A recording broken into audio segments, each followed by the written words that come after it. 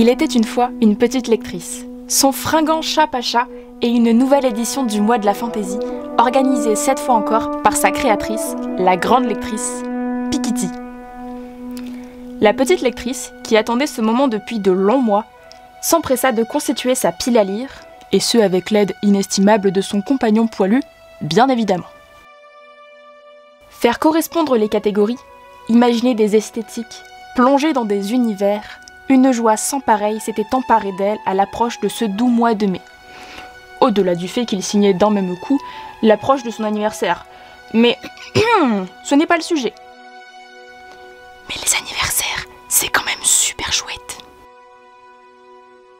Aujourd'hui, le mois de la fantaisie édition 2021 commence, et la petite lectrice vous propose de la suivre dans la présentation des lectures qu'elle a prévu de découvrir.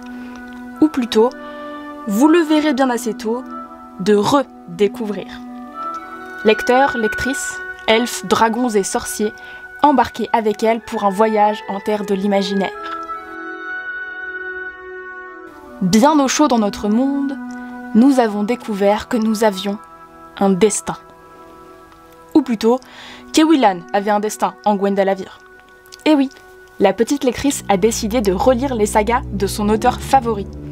Redécouvrir ce monde fascinant, relire une énième fois la description d'Al-Jait, rire avec Salim et apprendre avec Ewilan. Cette perspective l'enchante au plus haut point. Vous imaginez donc bien qu'elle n'en restera pas au premier tome.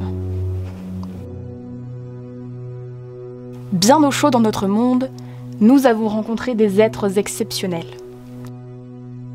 La petite lectrice ne pouvait certes pas en rester là.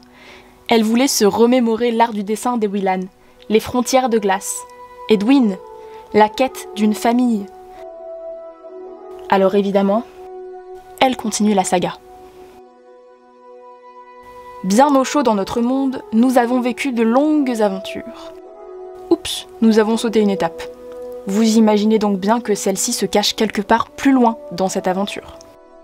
Bien entendu, après avoir suivi la quête, la petite lectrice ne peut s'empêcher de vouloir découvrir les mondes d'Ewilan.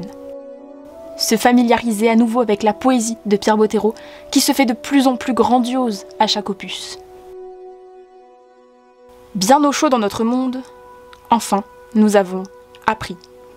Appris l'amitié, la famille, l'imagination, la confiance, l'amour, la dévotion. Et forte de ces nouvelles connaissances, la petite lectrice se lève et fait le premier pas vers sa propre aventure.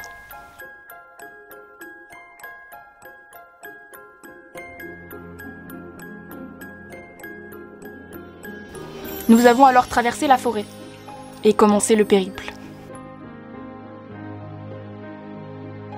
En délaissant l'espace d'un arbre, la plume du maître Bottero pour se tourner vers la mythologie des yokai de la légende des quatre. La petite lectrice, après tout le bien qu'elle a entendu de cette saga, n'est qu'impatience à l'idée de rencontrer ces personnages et de les suivre dans leur histoire de métamorphose et de clan. Une lecture qui promet donc. Nous avons traversé la forêt à la rencontre des autres, et surtout des petits. Retrouver la famille qui a élevé la jeune Elana, suivre son parcours de marche-ombre et son combat pour retrouver les siens. Une lecture qui promet un cœur gorgé d'émotions et un esprit fort des citations du maître. Nous avons traversé la forêt en effectuant une partie à cloche-pied. Et oui, la fantaisie en anglais, ce n'est pas du tout repos. Mais la petite lectrice n'a qu'une hâte. Visiter cette bibliothèque magique et se confronter avec les thématiques que l'auteur met en avant entre les pages de The Midnight Library. Nous avons traversé la forêt en survolant la fin. Quoi de mieux que de replonger dans la suite de son premier coup de cœur de 2021 ? La petite lectrice rêve de grimper sur le dos des créatures ailées dont elle a pu découvrir l'existence dans le précédent opus de la saga des aventuriers de la mer de Robin Hobb. Et si elle peut le faire avec Brachen, c'est encore mieux. C'est alors que la petite lectrice atteint de nouvelles contrées. Pour trouver l'amour, car oui, il faut bien terminer ce que l'on a commencé. Et si en plus, Cette conclusion des mondes d'Ewilan peut redéfinir la notion d'amour à travers ses personnages et l'émotion que la petite lectrice porte à ses ouvrages, ce sera plus magique encore. Vers de nouvelles contrées, pour trouver un apprenti.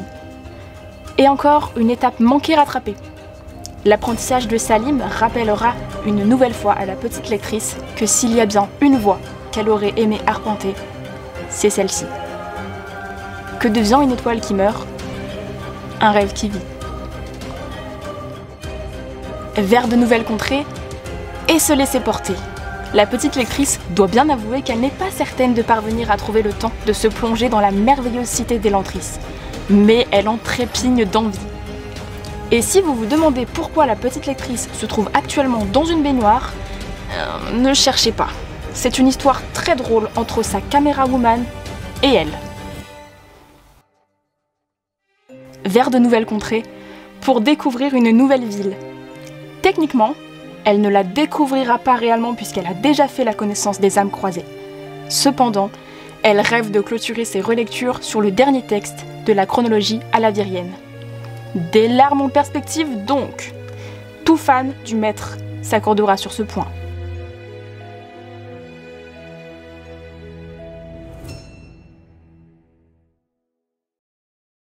La petite lectrice, forte de son aventure, de ses rencontres et de ses nouvelles émotions, rentrera alors chez elle le cœur battant plus fort et l'esprit débordant d'images. Elle sait déjà que ce mois de lecture sera formidable, alors elle tient à remercier la grande lectrice Piketty pour l'organisation de cet événement. Pour terminer, la petite lectrice souhaite adresser ses plus sincères remerciements à sa caméra woman maman, qui l'a suivie dans ses idées folles et en a proposé de plus folles encore. Bon allez, trêve de plaisanterie, je vais retrouver ma quête en Gwendalavir. Lecteurs, lectrices, elfes, dragons et sorciers, je vous souhaite de belles lectures et je vous dis à très bientôt dans une prochaine vidéo. Ciao!